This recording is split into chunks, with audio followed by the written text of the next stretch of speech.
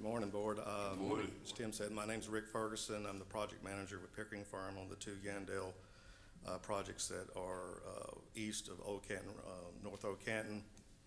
Brought with me Matt Warkentine. He's the design project manager. I'm just going to go through the bullet points on our updates. We're kind of working these two projects together as one big project, so you can see there's a lot of duplication. Like everybody else has said, we've completed our topographic survey and our utility survey. We're in the process of doing our property survey. We haven't found a whole lot of iron pins out there, so we're having to do a little bit more due diligence than what we expected, but we're working through that. Moving forward to the environmental, same thing. We're approaching this as one big project. You can see all the resource agencies have been reached out to and contacted. We've reached out to the Fish and Wildlife Service. I mean, there's a bat survey. There's an endangered species bat that likes to get up in pipes and culverts and stuff like that. So we've reached out to them. And we also have completed our cultural resource survey, and those reports have been submitted to Archives and History, and the result was there was no impacts.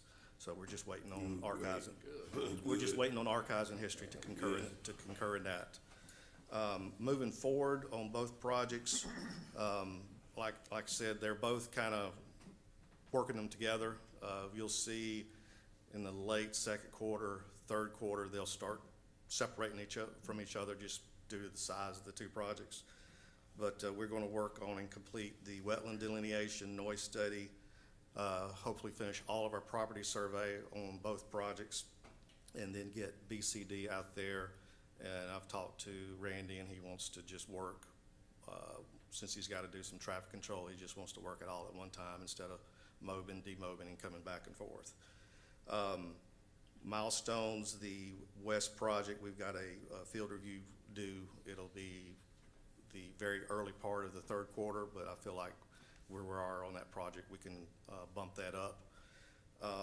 On the east segment, the field review plans on it is not due until much later this year, but given where we are, I feel confident that we can bump that schedule up also.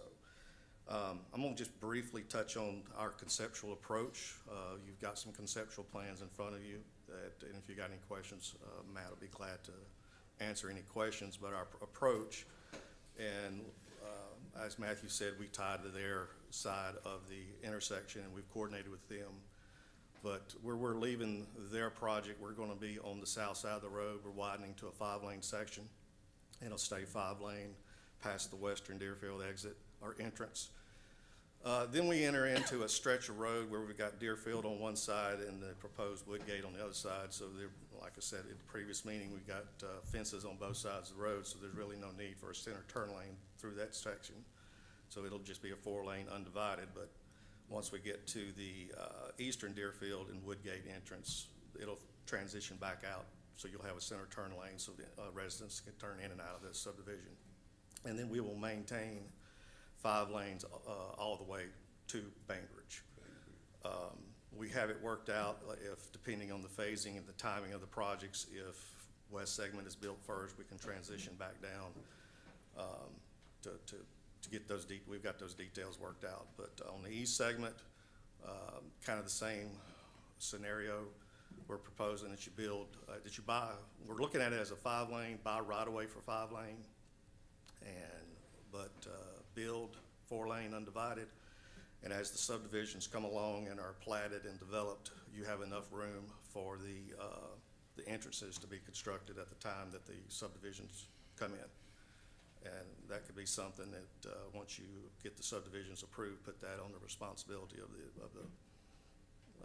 the developers. You'll have the right of way; they'll just have to build their entrances. So